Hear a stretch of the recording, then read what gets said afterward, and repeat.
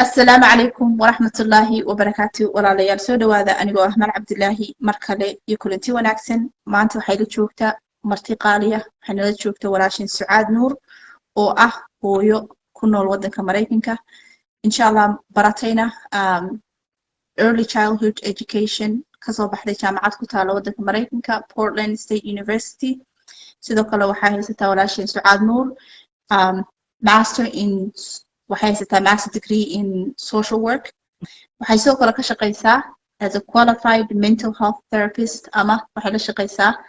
in mental health ama clinica dadka maaragtay xanuunsanaya mental health iyo in therapist u tahay oo qualified mental health therapist ah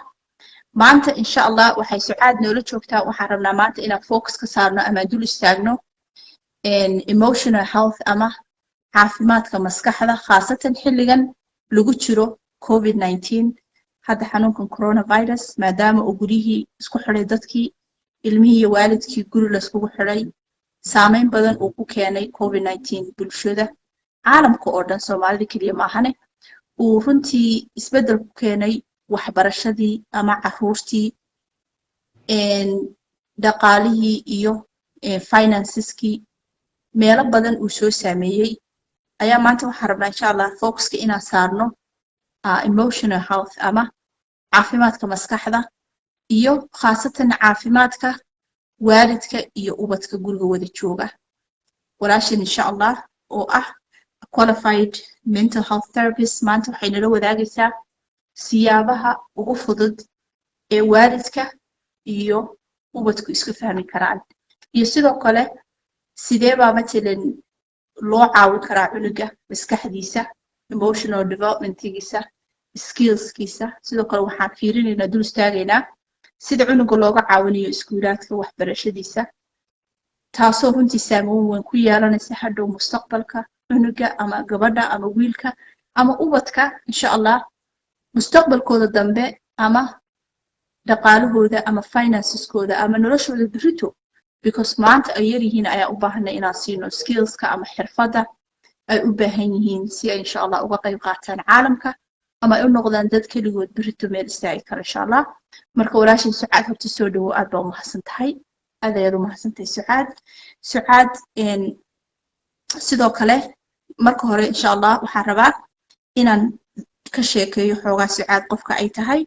horta sucaad ma sha Allah waa gabar wax baratay waa gabar walaashiina waa gabar u istaagtay bulshada inay maartay la soo wadaagto xirfadeeda ama tababarkeeda ama insha Allah aqoonteeda uga faa'iideyso sucaad waxa furtay YouTube channel ayaa furtay sucaad nuur ay ku qoran tahay ama SOAD sucaad nuur NUR channelkan sidaad ii sheegtay waxa u furtay inaad soo gudbisid cilmiga caafimaadka maskaxda bulshadeena Soomaaliyeed maadaama oo aad baratay ama Soomaalina aad ku fahansan tahayna dhibaatada ka jirta bulshadeena iyo sida mental health issueska ama xanuunada maskaxda ku dhaca runtii ay bulshadeena u saameeyeen dhan kasta oo laga fiiriyaba horta waa ku mahadsan tahay I want to congratulate you waxaan rabaa inaan kuu sheego inaan runtii aad kuugu kalsoonahay ama I'm so proud of you for standing up insha Allah bulshadeena inaad u istaagtid ama dhammaantiin gabdhaheena Soomaaliyeed in alxamdulillah aan aaminsanahay aqoonta aan baranay ama fursadda aqoonta u helnay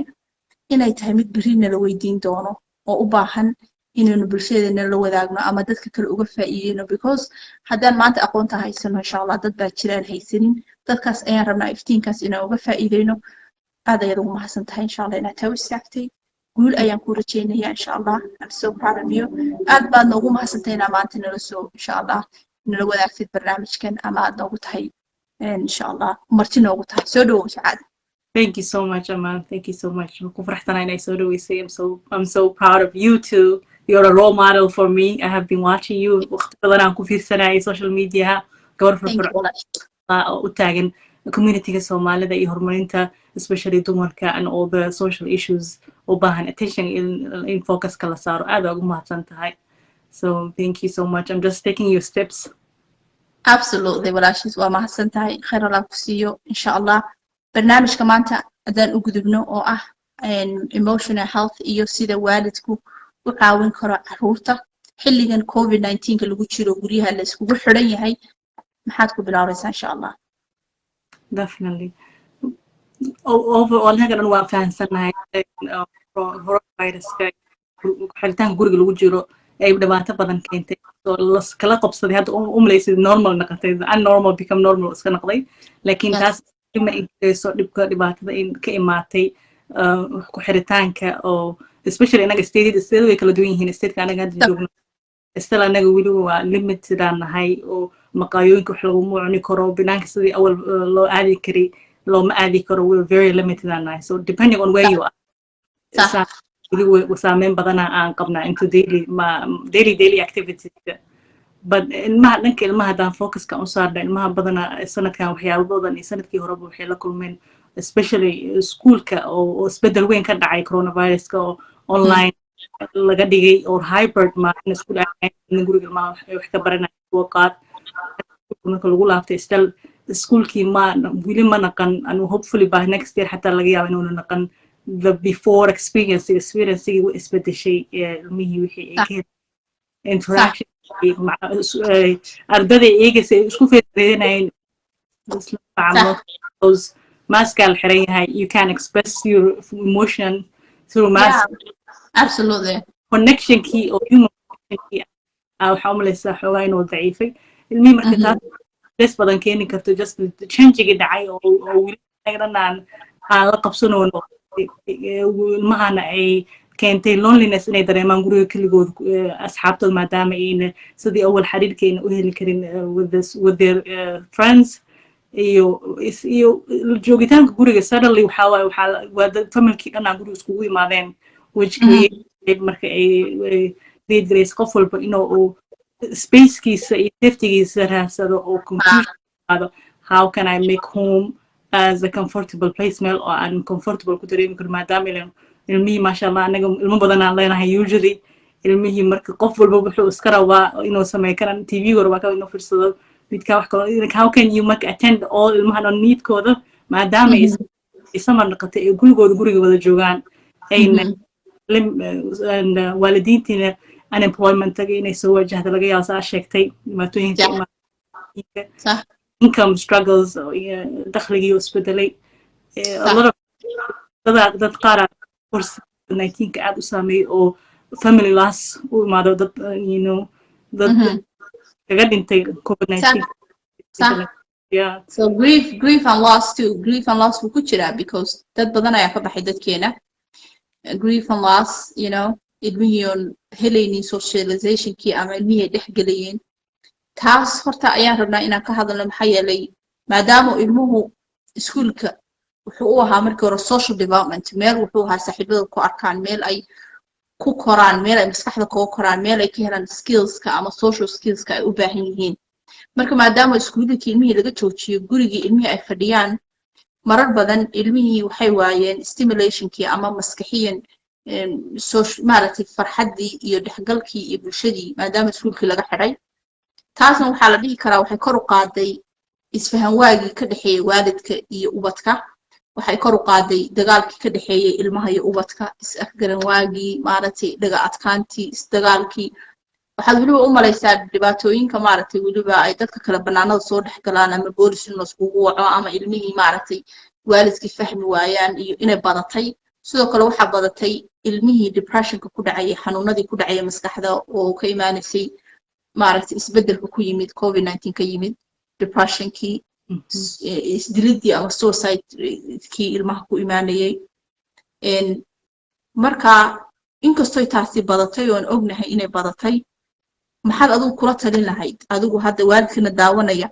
maxaad kula talin lahayd adiga sucaad ahaan inay sameeyaan si ay u caawiyaan ilmaha khaasatan ilmuhu markuu pubertyga gaarayo oo maaragtay xilliyada uu istaaga badanayo xilliyada uu u baahan yahay dhexgalka bulshada xilliyadaas uu khatarta ugu jiro maxaad kula talin lahayd waalidiinta insha allah definitely waxaan kula talin lahaa dhegeysi ilmaha la dhegeysto badanaa ilmaha waxay ka caawdaan in waalidiinta ayna maqlin ayna la dhegeysan si fiican loo dhegeysto so listening oo waxaan kula talin lahaa oo ilmaha in si fiican loo maqlo waxay ay cawanayaan waxay ay dareensan yihiin dareenkooda in la maqlo oo ونلا فهمه developmental stage كي مركز مرايم كذا ما هو اسمه بدلان عنقي أو سديجرك أي كلامي توينجرك اسكميد ما أهن هرمونات isbedelo iyo stagekay marayaan marka laba iyo toban maan gaaraan badanaa asxaabta u muhiimsan so cunuga stageka run first yahay adiga are you still trying to be first waxaa imaanaya marka power struggle a imaanaya isfahan daro more waxaa ilmaha developmentigooda waalidiinta inay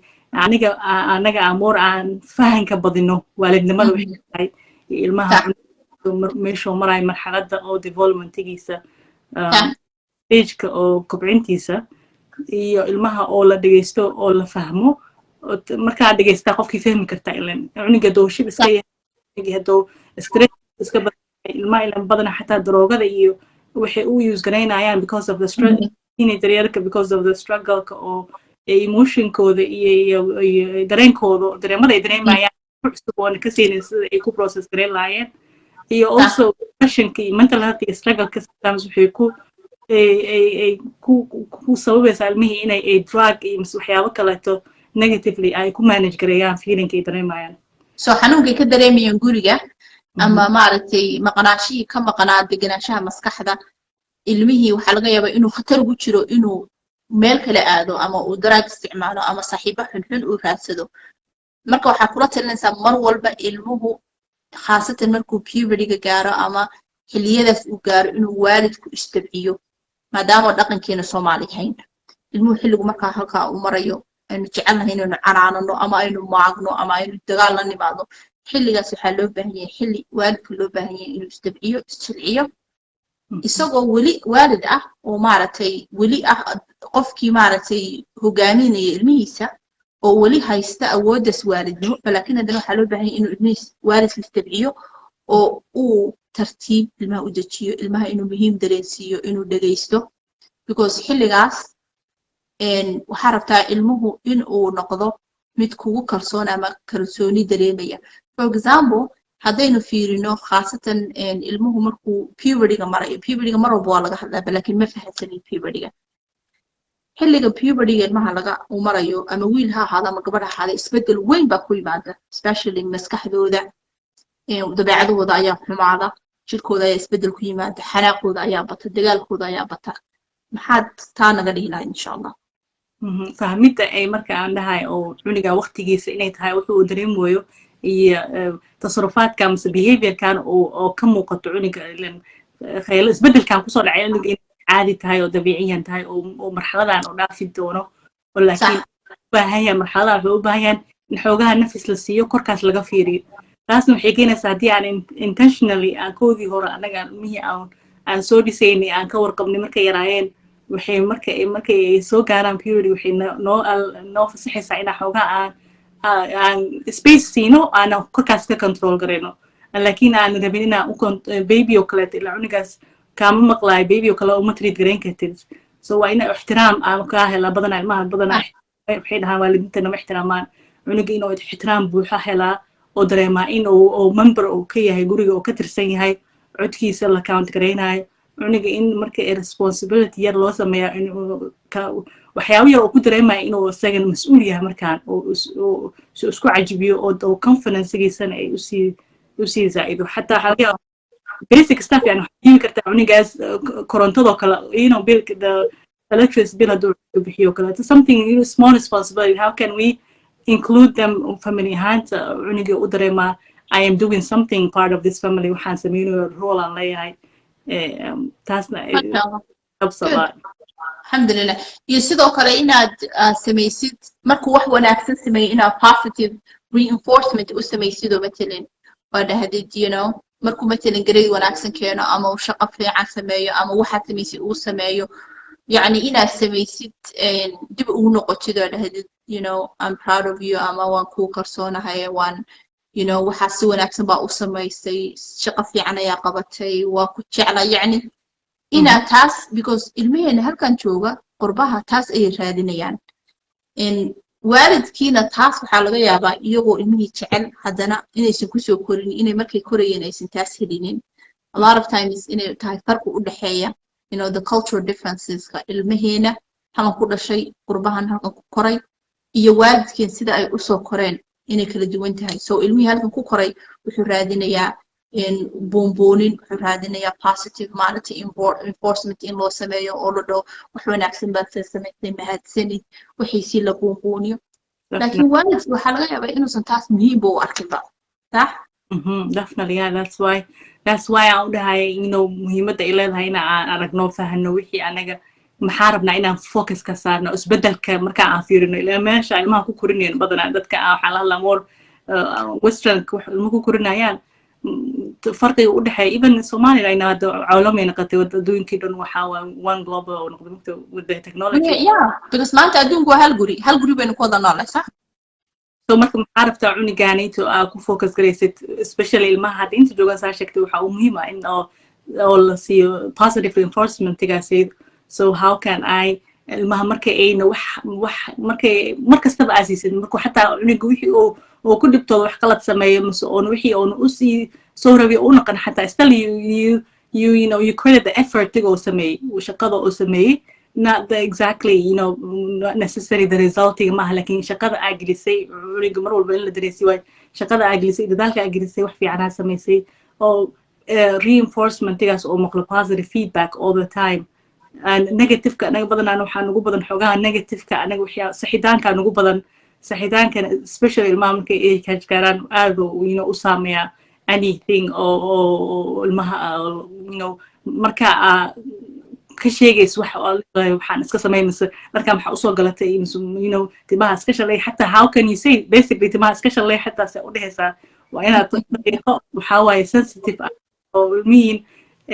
wixii sameynayaan laakiin aanad damage ka gaaraynin rather than creating the habit of what you want so marka waxaa rabta sidaa ku gaaray adoon cunigii aan emotionkiisa ka warqabto taas marka waxaa lagu badan adiga aa foojigsantahay ka waalid waxa aa sameynay waxa aa leedahay cuniga aan og tahay eryada aan dhehe inay saameyn weyn ku lahaanayaan yes because hadda the reason aan saan uga hadlayno waxa weeyaan inaga ama waalidkan la hadlayno waddankiisi buu ka yimid waddankan uu joogaa ilmihiisa waa culturekan ayay leeyihiin dhaqankan ayay leeyihiin halkan ayay ku korayaan marka waxaa loo baahan yahay waalidku inuu isbedelo ilmuhu halkan ayay ku dhasheen dambi maayna halkan ku dhasheen because waalidka ayaa yimid wax keenayba ha keeneene marka waalidka ayay tahay inay iyagu isbedelaan iyagu isjilciyaan iyagu bartaan sida halkan waddankana yimaadeen ilmaha loo koriyo ama loo abaabiyo because haddayna taa samaynin dhibaatooyinkii waa bateen is-afgaranshawaagii waalidka ilmaha ka dhexeeyey conflictigii waalidka dhexeeyey mar walba waxaynu maqlaynaa waalid baa ilmo laga qaatay waalid baa ilmo dilo laga qaatay reer baa ilmihii lagu dacweeyey so issuegii ayaa batay in waalidkii uu la qabsan laayahay waddanka yimid marka taas waay aan cajilkan uga hadlaynaa in waalidku isagu isbedelo oo uu fahmo waddankan uu joogo iyo sida ilmaha loogu koriyo isbedelitaankan waxaan ku daraa isbedelitaankan ma ahan inaan aan naqono permissive ma ahan inaan naqono waalid iska jilacsano cunuga shirkana wadwadaaya inaan naqono ma rabno taas ma aha isbedelitaanka anagoo inta joogtaan rayda leedahay cunugaaga waa tarbiyeysan kartaa xaqa u leedahay wax kugu soo galay malahan laakiin muhiim waa marka inaa adiga waalidnimada ruulkaagii aa islamically xataa yani kullakum raaci qof walba mas-uul aa yahay mas-uuliyadaada markaas uga soo bixi adoo waddanka joogtid cunugaaga maxaa rabtaa inuu markuu weynaado tomorrow skillka uu la imaanayo mise muxuu rabaa inuu gurigan ka qaato ma cunuga marka ixtiraamka saan sheegna ixtiraamka iyo ilmaha maqlida iyo dareenka anaga waxaa ogaa ilmaha inaan sii weydiin mise aan sii raaraacin ilmaha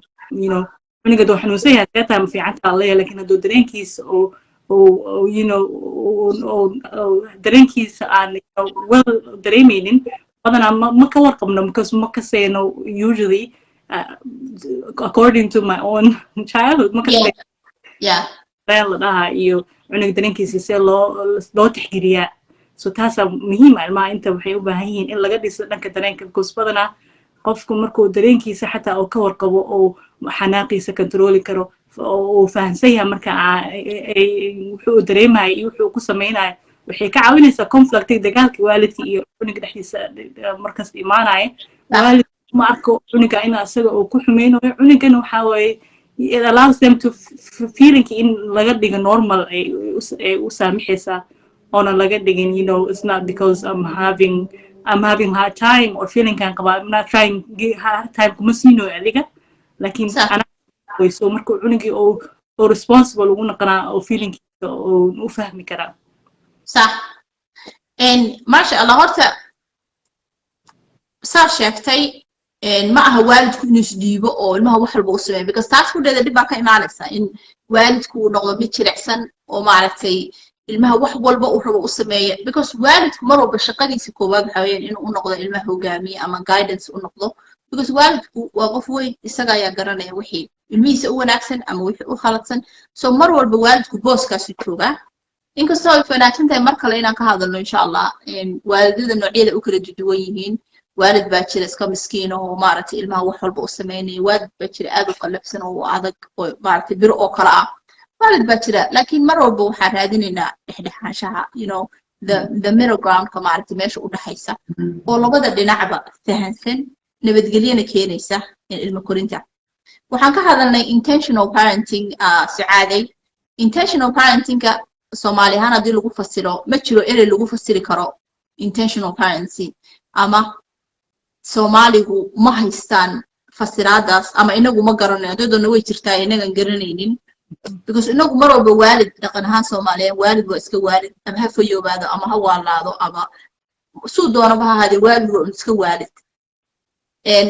sidii waagii wadankii Soomaaliya la joogayna ilmaha lagu korin jiray waa ka duwanta sida maanta lagu korinayo oo warkaas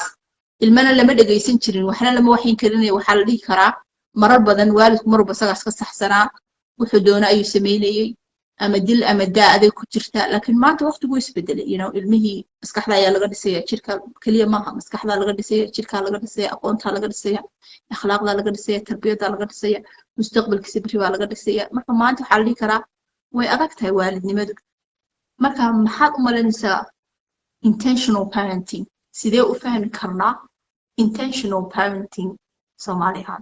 intentional was it's very difficult anagana waxa Soomaaliga we're struggling with the Somali laakiin waxa intentional parenting aniga waalidnimo oo fojigsan that's the only thing I can think of of ka soo fikiray waalid ka soo fikiray sidii asaga lagu soo koriyay oo meetaas oo marka oo rabo inuu wax ka bedelo oo wuxuu waalidnimada oo ilmaha Ilaahay ku amaanaystay oo rabo in ajenda u qabo yani goal qabo ilmihiisa oo waalidnimada laga fikiray ma ahan waalidnimo oo waxa waaye fojigsan صح oo qofku waxa uu sameeyo ka fikirayo so example anigu taanta u qaato intentional parenting ama waalidnimada feejignood waxaan u qaataa ama anigu u fasirtaa amaalahan waxa weeyaan maanta marka waalidka ilmaha haysatid marka qaarkood stress bad maraysa nolosha stress bad ku jirtaa hawl bad ku jirtaa shaqad ku jirtaa waa daalnaan kartaa waxa laga yaabaa problem kale personal problem inuu jiro relationship problems inuu jiro financial problems inuu jiro dhinacyo badan inay dhibaato ka saaran tahay marka qofka feejignoon ama waalidka feejignoon ee intentional parenting sameynay taas uu og yahay wuxuu marka maadaama uu taa og yahay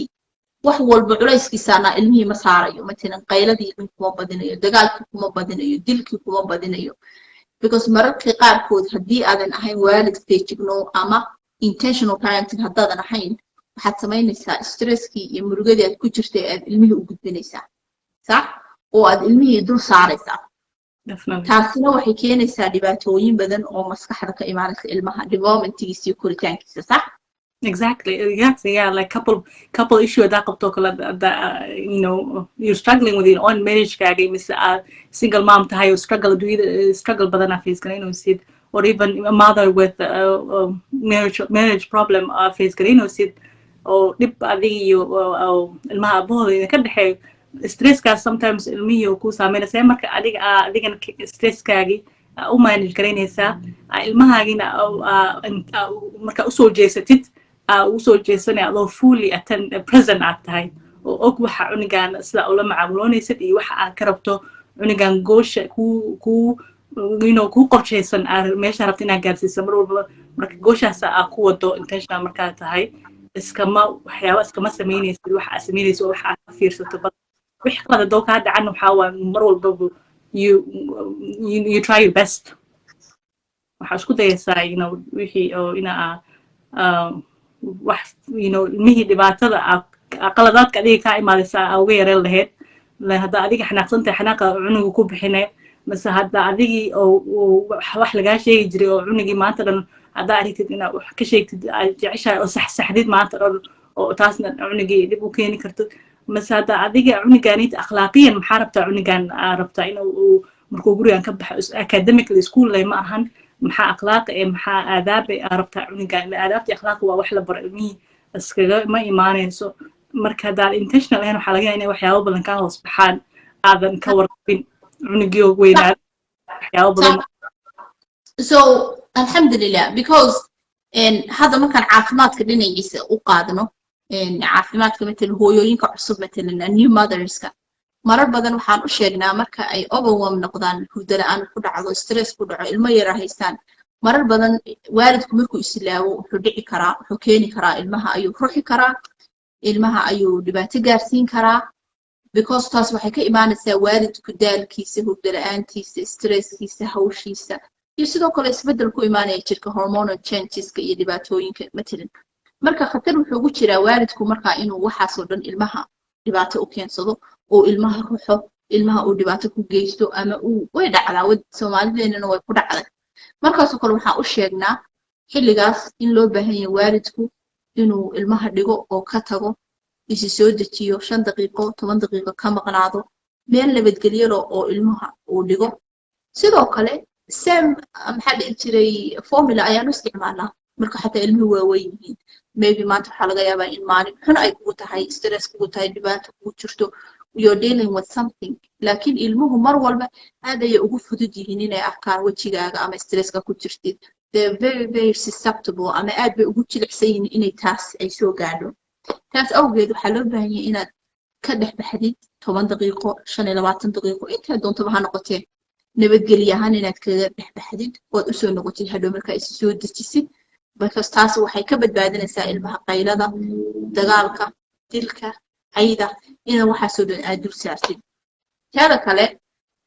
anigu mar walba waxaan focuska saaraa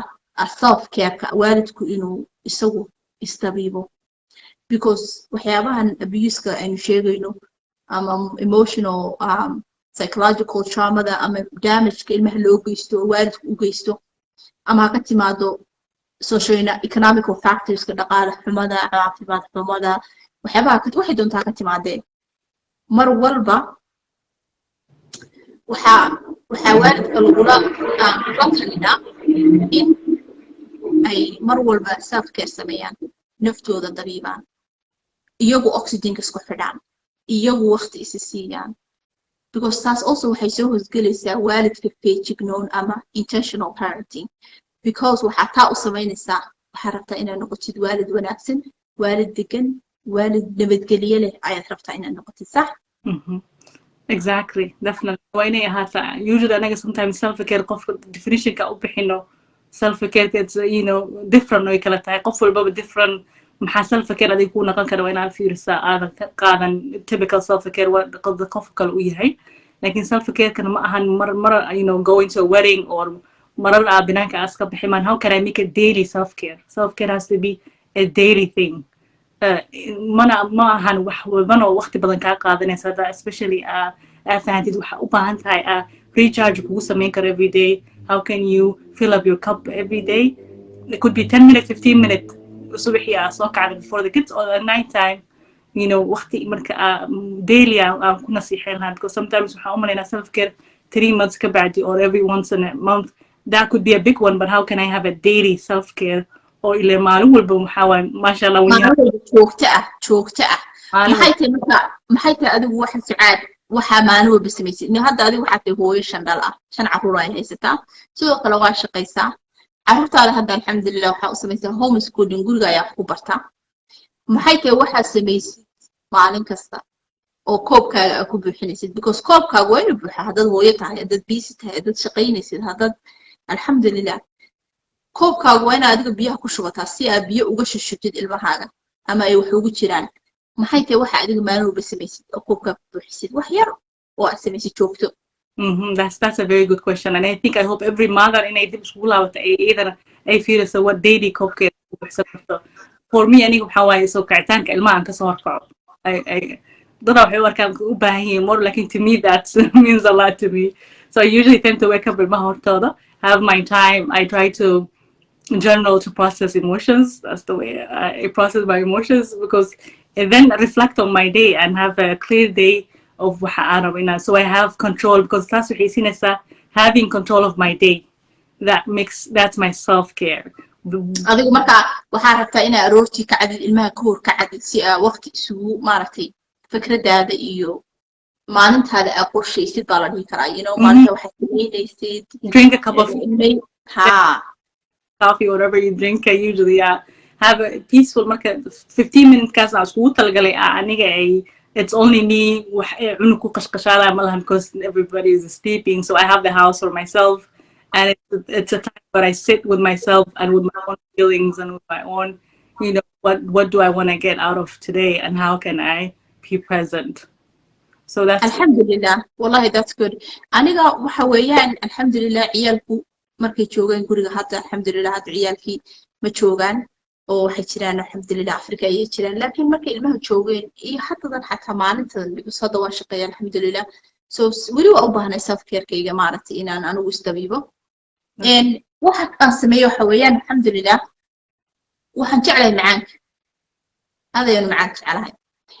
taas awgeed imadoo aan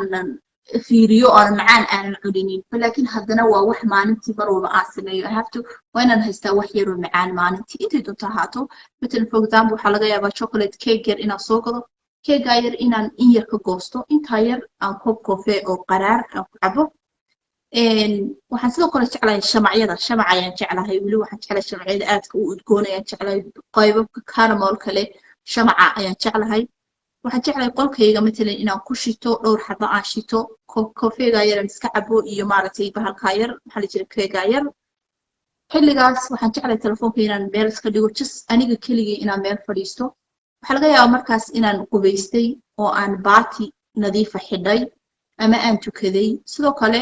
waxaan koobkayga ku buuxiyaa waxaan jeclahay exercise inaan sameeyo for example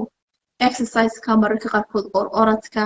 inaan dhulka jiifsado oo abdominal crunch sameeyo waxa weeyaan runtii wax koobkayga buuxiya because waxaan ka helaa caafimaad baan ka helaa weliba waxaan ka helaa matalan fudayd ayaan ku dareemaya caafimaad so waa waxa maalin walba sameeyo haddii runtii aan kaas ka tagana aan dareemo farxaddeeda inay hoos u dhacayso no matter what waxaan doing because waxay noqotay waxaan joogto u sameeyo xiro macaan a little bit of peace and calm maxaa dhihi jiray qolkayga candleskaas because candlekaas sidoo kale wuxuu taabanaya urta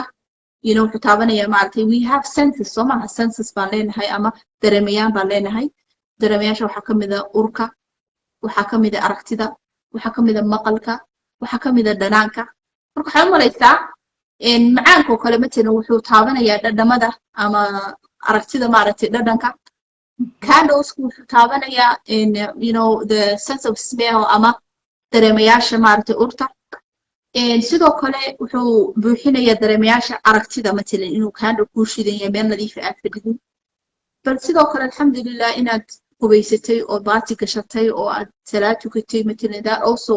waxay sidoo kale maaragtay buuxisaa spiritual care-kaaga ama iyo because maskaxdaada waxay u baahan tahay ruuxda lafteeda in la dabiibo so dabiibka ruuxda ama spiritual care waxa loo yaqaanaa Soomaaliya English ahaan sidoo kale taas ayaa ii waxaysa marka waa wax maalin walba aan sameeyo joogto ah waana wax loo baahan hooyooyinka oo dhan ama hal cunug ha lahaadeen weliba aabayaasha kale sidoo kale aaba iyo hooyaba because waxaan ka hadlaynay waa waalid inkastoo aan focuska sameynayna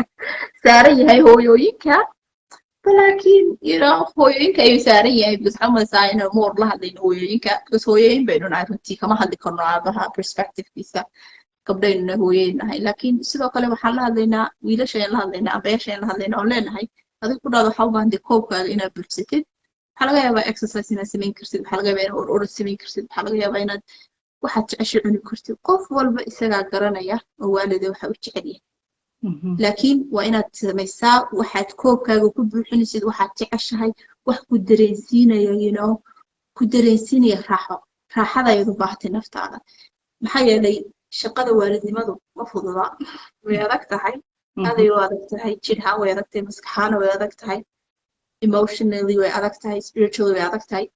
marka waxaa loo baahan yahay maalin walba inaan koobkeena buuxsano because koobkeena hadduu maran yahay waad aragteen dhibaatada ka imaan karta waxaa kaloo mudkhalaadka mise I don't know inputska because because of social media the inputska waxaa waaye 24 hours waxyaaba maskaxdaada ka buuxsan way lagu soo shubooyaa adaana maybe intentionally unintentionally yani waxyaabaha access garaynaysaa oo maskaxdaada marka damage buuxinaya marka waxaa muhiima marka intentionally how can we develop intentional ahaan what we are the inputs that we're receiving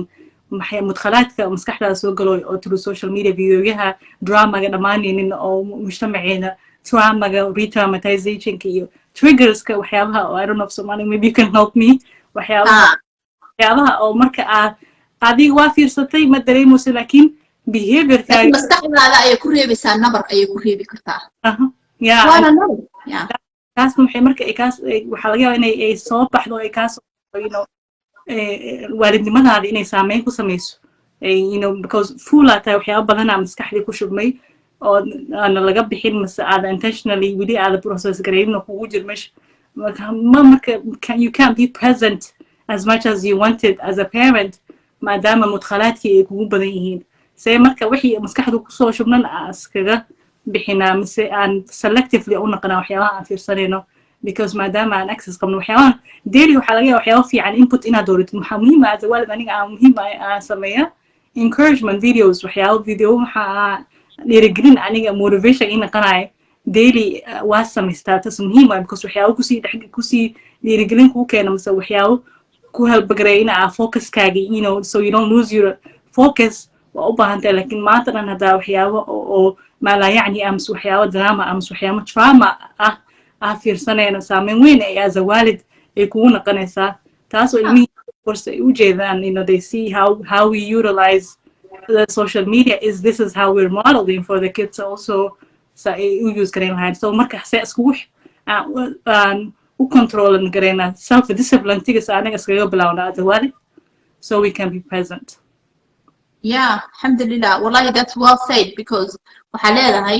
haddii waqtigaaga aad meel khaldan gelinayso dilo maskaxdaada damage u keenaya iyo nabar wax negative ah waxaad ka arki kartaa waalidnimadaada because taas waxaa laga yaabaa inaadan arkaynin inay ku saameynayso laakiin saameyn bay ku yeelan kartaa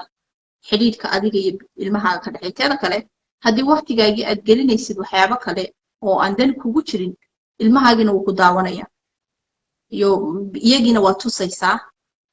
insha allah markalena waan ka hadli karnaa the role modeling aspect waalidka sida uu role model ugu noqonayo ama uu ugu noqonayo qof ay ka tusaale qaadan karaan exactly habeenkii marka la gaaro for example challenge ourselves and ask maanta cunigan present guriga waa joogay especially for moms guriga joogaan aan hadla maanta gurigan joogay cuniganito how much present aan ahaa joogitaankeyga mise wax like did I only serve the food and basic stuff mise fully attended ahaa oo maamo oo cunigii ka warqabtay oo like emotionkiisa aad integrayn karto ilmihii markay emotionkooda soo baxo oo ilmaha markay how ilmahaagii aad ula joogtay maanta adoo la joogtaya sometimes aada la joogin haddana dhici karto so markaa la joogtid yani inaa ogtahay ilmihii maskaxiyan wuxuu isticmaalayo wuxuu samaynayo waxa uu dareemayo taasna waxaad ku samayn kartaa keliya inaad present inaad joogtid oo aadan waqtigaaga wax kala gelinaynin sax oodan waqtigaaga gelinaynin meelo kale ama social media ama waxyaabo kale inaad because waqtigu waa waxa ugu qaalisan waalidku uu siin karo ilmihiisa so waqtigaagii ma joogtaa waxaa laga yaabaa jirkaaga inuu joogo laakiin maskaxdaadii aysan jooginin so maskaxdaadii iyo jirkaaga inay meel wada joogaan oo 100% aad tahay intentional present waalid aad tahay saas alxamdulillah ilaahay naga dhigo midda aan rajaynayno waa midda aan rabno insha allah inaan dadka ku dhiirigelino waa midda anaga nafteena ku nasiixeynona before everybody else we all struggle anaga dhan as a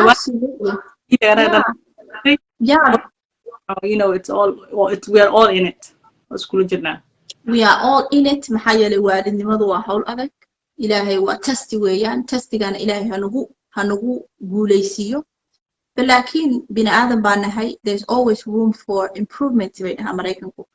mar walba boos baa u banaan iswanaajinta iyo maaragtay wax isu darka iyo